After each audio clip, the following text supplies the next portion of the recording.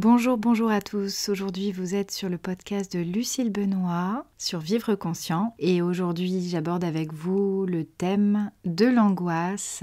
L'angoisse qui peut concerner un grand nombre de personnes.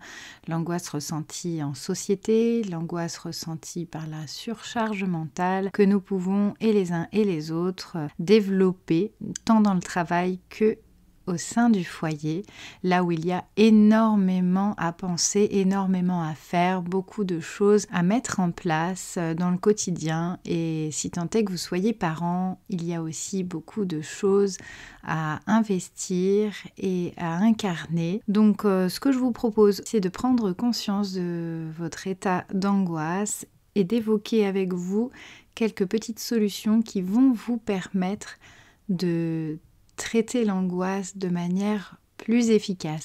Dans la majorité des cas, l'angoisse est difficile à vivre parce qu'elle est intellectualisée, parce qu'elle est refusée. C'est notre mental qui nous emmène finalement à résister, à lutter contre cet état inconfortable que nous procure notre corps. L'angoisse que l'on ne peut pas toujours nommer d'ailleurs, qui n'est pas toujours associé à un événement, mais qui pourrait se développer depuis l'enfance au vu de certains événements, au vu de certaines situations qui vous font penser probablement peut-être même à des situations que vous n'avez pas complètement guéries dans votre enfance. On y va donc pour quelques pistes de réflexion et quelques petites techniques qui pourront vous aider à vaincre et à dépasser ces états d'angoisse.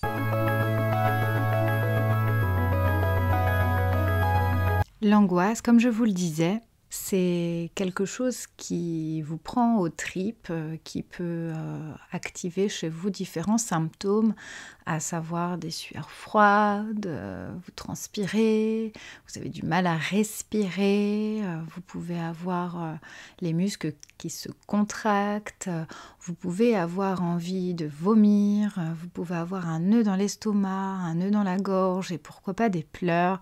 Certains même tombent en crise de tétanie ou finalement ils n'arrivent plus à maîtriser. Il y a ce corps qui nous laisse, ce corps qui paniqué finalement finit par nous faire peur. On manque d'assurance, on manque de confiance d'ailleurs, et plus les crises sont rapprochées et plus vous pouvez manquer de confiance en votre corps, de confiance en vous pour réussir à gérer ces états d'angoisse. L'angoisse, elle n'a pas toujours une origine directe, un élément déclencheur en tout cas que vous arrivez à identifier, et pourtant il s'agit d'un message. Au départ, l'angoisse, elle peut venir dire que vous n'êtes pas d'accord avec ce que vous êtes en train de vivre, ou à retardement, finalement, cette angoisse, elle peut venir vous signifier que ce qui s'est passé ce matin ou la semaine dernière, il y a quelque chose là-dedans qui ne tourne pas rond, qui ne vous convient pas, qui n'est absolument pas approprié, qui ne résonne pas, qui ne s'aligne pas avec les valeurs qui sont les vôtres. Donc l'angoisse, même si c'est difficile pour vous de le comprendre aujourd'hui, sans doute qu'il y a un message derrière cette angoisse. Alors, comment l'identifier ? Eh bien, il faut se pencher un petit peu sur la question. Bien sûr, vous ne pourrez pas faire ça quand l'angoisse va vous surprendre et qu'elle se manifeste, mais je vous invite déjà là à y réfléchir. La dernière fois que vous avez eu une angoisse, c'était quand ? Et quand cela s'est produit, qu'est-ce que vous avez ressenti exactement ? Et qu'est-ce qui a pu se passer finalement auparavant, quelques jours avant, dans votre vie pour que ça s'actualise comme ça ? Ça, c'est toujours important de l'identifier parce que c'est ce qui va permettre de prévenir la prochaine crise d'angoisse, la prochaine angoisse. Et l'intensité de votre angoisse diminuera force de conscience. Donc, cette étape, elle est cruciale, elle est indispensable. Ensuite, comme je vous le disais en introduction, ce qui va engendrer une angoisse et surtout l'intensité de cette angoisse, c'est essentiellement ce mental qui vous joue des tours, ce mental qui vous amène à résister, à lutter. Vous n'avez pas envie d'être angoissé, vous avez peur d'être angoissé. Si vous êtes en psychothérapie, vous avez probablement abordé vos angoisses et vous avez probablement peut-être évoqué avec votre psychologue le fait que vous n'avez pas envie, vous n'avez plus envie de vivre ces angoisses. Et pourtant, elles sont là, ces angoisses, quand elles arrivent, elles sont là. Alors qu'est-ce qu'il faut en faire? Est-ce qu'il y a quelque chose à faire? Eh bien, pas toujours en réalité. Il faut accueillir, c'est ça qu'il faut faire, accueillir. Alors comment on accueille une angoisse? Comment on lui fait de la place? C'est pas facile parce qu'on n'a pas envie. Vous n'avez pas envie d'être à son écoute. Et pourtant, cette angoisse, elle a quelque chose à vous dire, comme je le disais précédemment. Une des clés qui peut s'offrir à vous dans ces moments-là, et aussi simpliste que cela puisse paraître, parce qu'on en entend beaucoup parler, et parce que maintenant c'est devenu presque une mode, c'est la respiration. Et pourtant, ça ne devrait pas être une mode, c'est quelque chose que nous incarnons en tant qu'être humain, mais que nous oublions. Si vous avez déjà eu une crise d'angoisse, vous savez que dans ces moments-là, vous êtes souvent en apnée ou en hyperventilation, ce qui revient à peu près au même, parce que quand vous hyperventilez, vous n'inspirez pas totalement et vous ne remplissez pas vos poumons, si bien qu'en fait, vous ne pouvez pas aider vos muscles à se détendre. La pleine respiration, une inspiration profonde,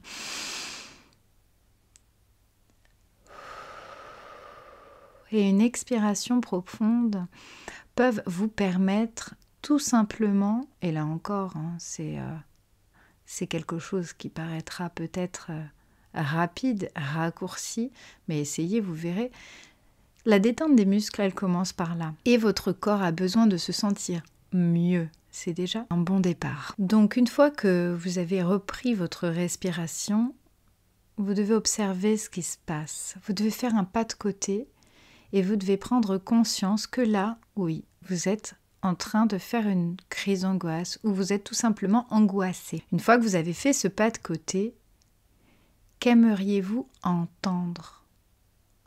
Comment aimeriez-vous être soutenu dans ce moment-là?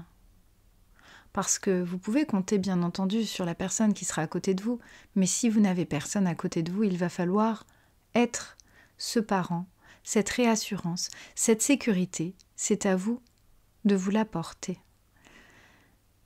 Alors, ce que je vous propose aujourd'hui, avec ce pas de côté, c'est de commencer à être bienveillant vis-à-vis de ce qui se passe en vous. Que veut vous dire cette angoisse?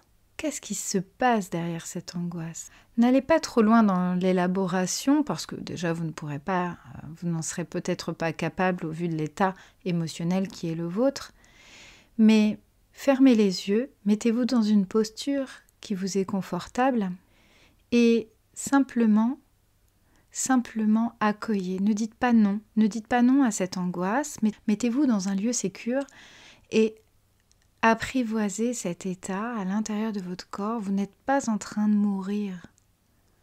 Vous n'êtes pas en train de perdre pied. Vous êtes là, tout de suite maintenant, dans cette angoisse. Si vous cessez de résister, alors vous allez faire de la place à ce qui est là, à ce que vous ressentez. Si vous cessez de résister, si vous cessez d'interpréter et d'essayer de comprendre cette angoisse, une fois que vous vous êtes simplement posé la question de pourquoi vous pouviez être angoissé, qu'est-ce qui manifestement réveillait cette angoisse, laissez ce mental, laissez-le. Il n'a rien à vous dire, là tout de suite maintenant. Doutez de lui, doutez de ce mental, doutez des certitudes ou des vérités qu'il cherche à vous apporter. Par exemple, je vais mourir. Par exemple, je ne m'en sortirai jamais, je serai toujours angoissée, ça va recommencer. Laissez-le, ce sont des vérités qui n'en sont pas. Ce sont des certitudes qui sont les vôtres aujourd'hui, mais qui ne disent pas ce qui sera demain. Mais ça parle de vos peurs, tout simplement. Il y a une troisième petite technique que j'aime bien, tout simplement, c'est celle d'investir soit un bijou. Alors en lithothérapie, quand on investit les pierres, c'est hyper parlant de pouvoir s'approprier un bijou avec une pierre semi-précieuse, du quartz pour le calme par exemple et pour l'amour. ou des pierres d'ancrage, qui peuvent peut-être vous aider à vous ancrer dans l'instant, dans ce qui est. Mais en dehors des pierres, vous avez la possibilité d'investir symboliquement quand tout va bien en prévention, donc du coup, de l'angoisse, un bijou que vous porteriez et qui pourrait être un bijou de sécurité, un bijou de confort. Vous pouvez également porter peut-être une veste ou un gilet, une écharpe, peut-être quelque chose qui vous réconforte, qui vous fait du bien, sur lequel vous pourriez déposer peut-être votre parfum préféré, quelque chose qui vous apaise, quelque chose qui vous entoure, qui vous rassure. Ces petites techniques vous permettent justement de prendre conscience que vous devez aussi être ce parent. Je vous renvoie à des lectures qui peuvent potentiellement vous intéresser sur le sujet, un petit livre de l'analyse transactionnelle pour mieux se connaître et améliorer ses relations, qui a été écrit par Agnès Le Guernic et qui reprend justement les états du moi développés et créé par Eric Berne, son créateur. Donc un petit livre qui peut peut-être vous aider, vous accompagner dans votre quotidien si vous avez envie de creuser la question. Vous avez 3 parties, nous avons tous 3 parties en nous, le côté parent, le côté enfant et le côté adulte, le côté parent qui reproduit le comportement d'un de vos parents tel que vous l'avez connu probablement dans votre enfance. C'est un état du moi qui est activé lorsque nous faisons justement, par exemple, appel à nos valeurs morales. Mais c'est aussi ce côté parent qui vient vous protéger, vous sécuriser quand vous avez eu la chance, effectivement, d'avoir un parent qui a été sécure vis-à-vis de vous. Et si ce n'est pas le cas, c'est ce parent que vous allez apprendre à développer, à faire naître en vous, celui que vous avez peut-être fantasmé une partie de votre histoire. Donc, ces états du moi, nous en parlerons lors d'un prochain podcast, mais effectivement, c'est tout l'intérêt, tout l'enjeu de pouvoir justement faire de la place à ces angoisses et d'incarner et de vous approprier justement ce rôle de parent qui vient vous soutenir. Face à vous-même, vous pouvez être ce parent sécure. À côté de cela, il existe bien sûr en programmation neurolinguistique une petite méthode que j'aime beaucoup. Il s'agit de la méthode d'ancrage. La méthode d'ancrage positif, c'est une méthode qui consiste à aller chercher en vous un souvenir très positif qui vous a permis de vous sentir en sécurité. Alors, allez-y, faites une pause dans cet épisode pour aller chercher au fond de vous, dans votre valise émotionnelle, un souvenir au sein duquel vous avez été en toute sécurité. Et j'aimerais que vous vous l'appropriez, j'aimerais que vous reviviez ce moment en présence des personnes qui sont là, qui étaient là, et que vous remontiez donc le temps pour vivre l'instant comme si vous étiez là en présence de ces personnes ou pas. D'ailleurs, vous pouvez être tout seul dans ce moment où vous êtes en sécurité. Il faut simplement que le sentiment de sécurité soit à l'échelle de 1 sur 10, il faut que ce soit au moins 8 sur 10. Il faut que ce soit vraiment intense. Quand vous fermez les yeux et que vous pensez à ce souvenir, vous devez avoir le sourire qui arrive. Si vous avez une tristesse qui arrive juste après, c'est que le souvenir n'est pas approprié. Il a probablement été rattaché à un autre souvenir et vous avez probablement associé ce souvenir à quelque chose de plus triste derrière. Alors il faudra changer ce souvenir. Une fois que vous avez connecté ce souvenir et que vous vous êtes profondément associé à ce souvenir, je vous invite à faire un petit geste. Par exemple, vous pouvez vous tenir les mains, vous pouvez vous caresser un ongle, vous pouvez vous toucher les oreilles, vous faites ce que vous voulez. Un geste qui, simplement, pourra être fait à n'importe quel moment, y compris au moment où vous aurez cette angoisse. Donc vous l'aurez compris, cet exercice, il est à faire en prévention. Il n'est pas à faire le moment où vous avez votre angoisse. Vous ne serez pas en capacité, émotionnellement, de faire cet exercice.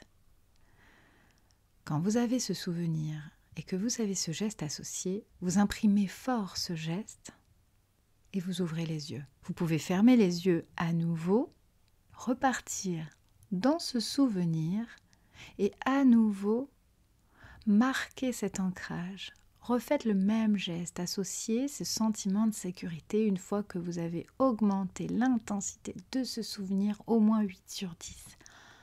Vraiment, vous êtes là-bas, vous êtes dans ce souvenir.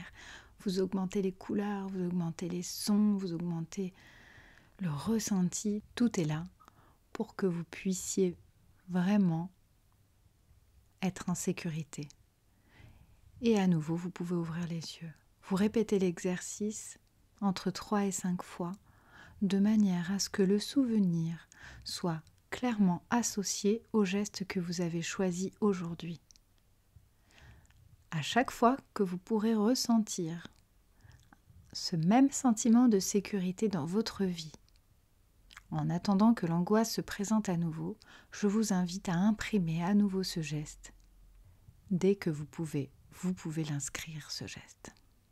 Le jour où vous aurez cette angoisse et que vous aurez besoin de sécurité, vous pourrez faire appel à cet ancrage de manière totalement autonome et vous pourrez revisiter assez rapidement ce souvenir. Parce que le cerveau, il a fait ce travail au préalable et il a inscrit cette association entre le geste, cet ancrage et ce souvenir. Ainsi, la sécurité égale ce geste que vous avez paramétré dans votre esprit. Je vous invite donc à faire l'exercice et à vous entraîner pour finalement observer si oui ou non c'est un exercice qui fonctionne pour vous.